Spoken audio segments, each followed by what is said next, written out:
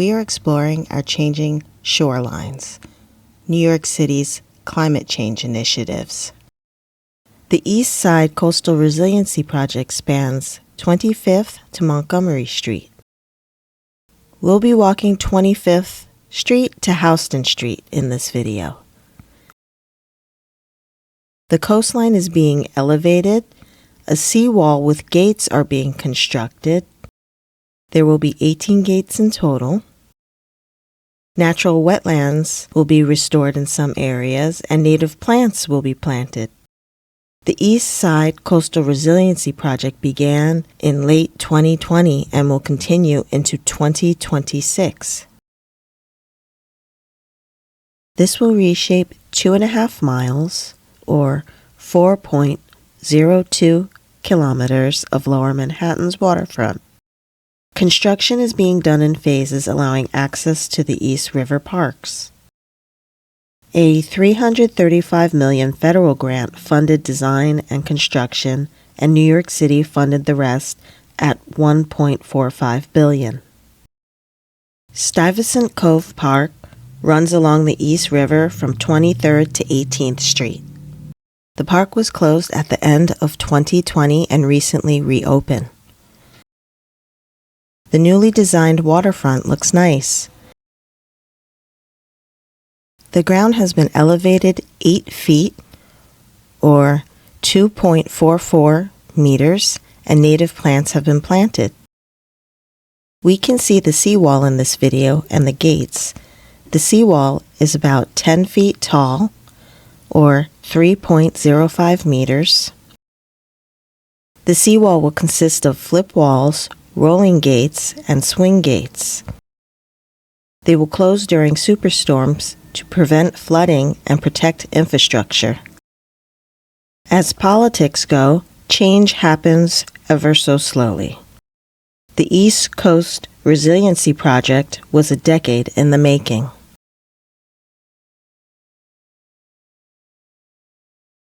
On October 29th to 30th, 2012, Hurricane Sandy hit New York City, its suburbs, Long Island, and New Jersey really hard after ravaging the Caribbean.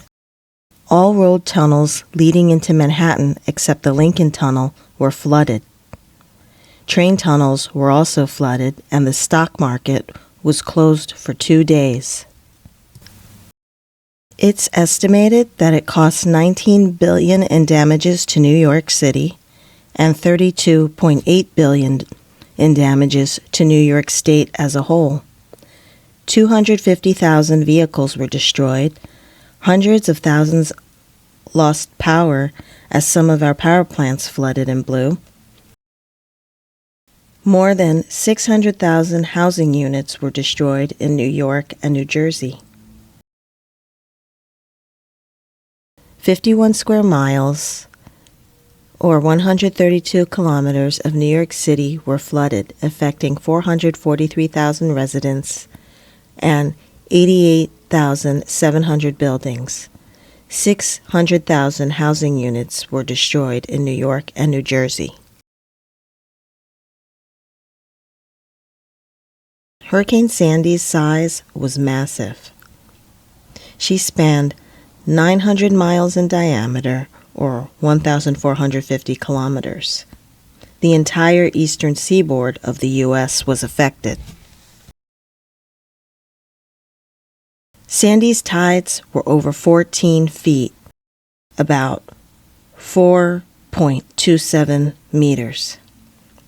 The timing was awful and coincided with the full moon, leading to abnormally high seas. The Con Edison power plant in Alphabet City flooded and a transformer blew, leaving thousands without power and water. A seawall now braces the power plant. Eventually, a U-shaped seawall will brace Lower Manhattan. Part of me is sad because I'll miss the openness without the seawall walking around Manhattan, but I understand the need for it. Storms are worse than when I was little. I know some people that think the wall will do nothing, but I'm part of the group of people that think, we gotta try something to protect the infrastructure. Future funding will pose challenges as it's very expensive, and what we explored in this video is one of many projects. I hope the projects save lives and money. 44 people died from Hurricane Sandy in New York City, mostly residents of Staten Island. This included our dry cleaner. My family and friends were without power for around 4 or 5 days.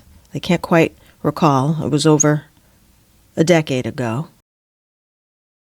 The National Guard came in to help. They handed out hundreds of thousands of bottled water, 2.3 million meals, 150,000 blankets, cleaning supplies, and comfort kits. You can read more about Hurricane Sandy, the East Coastal Resiliency Project, in the links in the description.